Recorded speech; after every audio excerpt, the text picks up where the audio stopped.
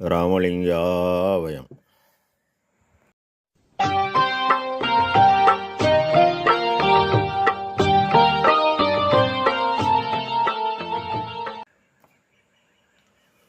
அருட்பெரும் ஜோதி அருட்பெரும் ஜோதி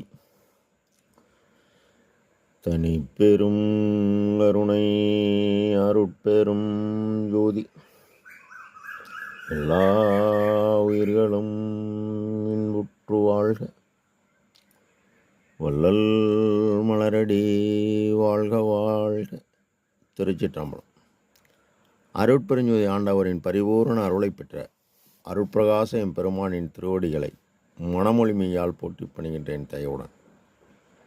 நாம் செய்த செயலின் நுழைவாக இன்பதுன்ப அனுபவங்கள் யாவும் வந்து கொண்டே உள்ளது.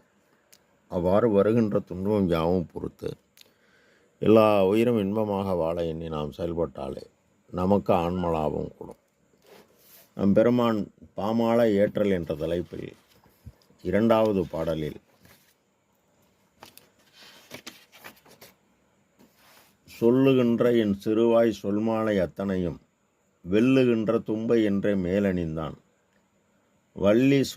வள்ளி சிவகாம சுந்தரிக்கு கண்ணனையான், ஞான சபை சேம நடராஜன் தெரிந்து என இப்பாடலை பதிவு செய்கின்றார்.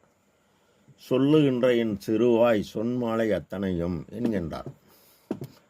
4769 பாடலில் நான் உரைக்கும் வார்த்தைகளாம் நாயகன் சொல் வார்த்தை என்றே நான் உரைக்கும் வார்த்தை அன்று எனவும், 4817 பாடலில் நான் உரைக்கும் வார்த்தையெல்லாம் நாயகன் தன் வார்த்தை நம்புமினோ நமரங்கால் நல்தருணம் இதுவே எனவும், 4824 பாடலில் உற்றமொழி உரைக்கின்றேன் ஒருமையினால் உனக்கே உறவனன்றி பகைவன் என எண்ணாதீர் உலகீர் எனவும் தெளிவாக கூறுகிறார். காரணம், நடராஜபதி மாலை 4634 பாடலில் யோகஞானம் இறைவன் புரிய சொன்னதாக கூறுகிறார். யோகஞானம் பயின்று பாசம் யாவும் நீங்கி சுத்ததேகம் பிரணவதேகம் பெற்று எண்ணியே எண்ணியாங்கு ஏற்றுக என்று என அந்நியில் ஒங்கும் அருட்பெருஞ்சோதி என்கின்றார்.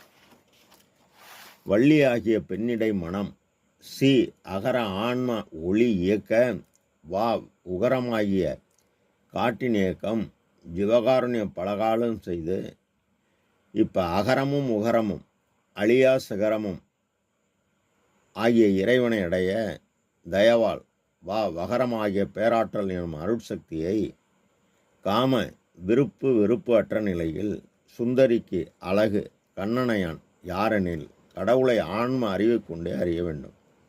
ஆன்ம அறிவு பெற கண் தயவாகி கல்லாய மனம் கரைந்து உயிருணர்வு பெற்று உள்ளொளி ஓங்கி ஆன்மா நெகிழ நெகிழ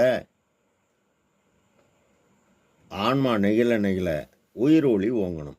அப்படி ஐயாவுக்கு ஓங்கியதால் உயிர் ஒளியுடன் அருள் ஒளி கூடியவன் இறைவன் சபையாகிய இவரது உள்ளத்தில் அமர்ந்தவுடன் சத்திய ஞான சபையை தன்னுள் கண்டவுடன் சித்தி எனும் பேராற்றல் பெற்று பேரின்ப வாழ்வு நடனமெனும் இறைவனை கலந்து கனிந்து கூறுகிறார். இறைவன் இதுவரை மரணமில்லா பெருவாழ்வு யாருக்கும் வழங்கவில்லை. தன்னுடைய கதிர்பிள்ளையாக பெருமானுக்கு மட்டும் வழங்கியதால் இதுவரை வந்த மார்க்கை யாவும் போய் இதுவே மெய்யான சமரச சுத்த சத்திய சன்மார்க்க என்கின்றார் என கூறி ஒரு பாமாலை ஏற்றினார். போரில் வெற்றி பெற்று மாவீரன் அணியும் மாலை தும்பை மாலை. அதுபோல அருளியலில் இதுவே இறுதியானது என்பதால் வெல்லுகின்ற தும்பை என்று மேலணிந்தான் என்கின்றார். மேலும் வேத ஆகமம் என்று வீண்வாதம் ஆடுகின்றீர் எனவும் அனுபவமாலை 5768 5769 பாடலில் தெளிவாக கூறுகிறார். பொய்படித்தாரெல்லாம் புறத்திருக்க நான் போய் பொதுநடம் கண்டு கழிக்கும் போது மணவாளர் மெய்பிடித்தாய் வாலிய நீ சமரச சன்மார்க்கம் விளங்க உலகத்திடையே விளக்குக என்று எனது கைபிடித்தார். நானும் அவர் கால்பிடித்தேன், பிடித்து கொண்டேன். கணித்திடுக இனி உன்னை நாம் கைவிடோம் என்று மைபிடித்த விழி உள்ள எல்லோரும் காண கையிற் பொங்கனமும் கட்டினார் கான் தோழி என்கின்றார். ஆக பெருமான் கூறுவது பூரா கதையல்ல, புராணமல்ல, இதிகாசமல்ல, நம்மளோடு மனிதரோடு மனிதராக வாழ்ந்து சுத்ததேகம் பிரணவதேகம் ஞானதேகம் பெற்று அந்நிலையை நாமும் அடையலாம் என்று உறுதி செய்து நாம் மேலேற நம் ஐயா உலகலாம் பரவ இந்த தயவு நெறி என்றும் விளங்கி கொண்டுள்ளார். நம்புவோம், 100% செயல்படுவோம், பெருமானின் பெரும்புகளை அடைவோம். ராமலிங்காபயம். திருச்சிற்றம்பலம்.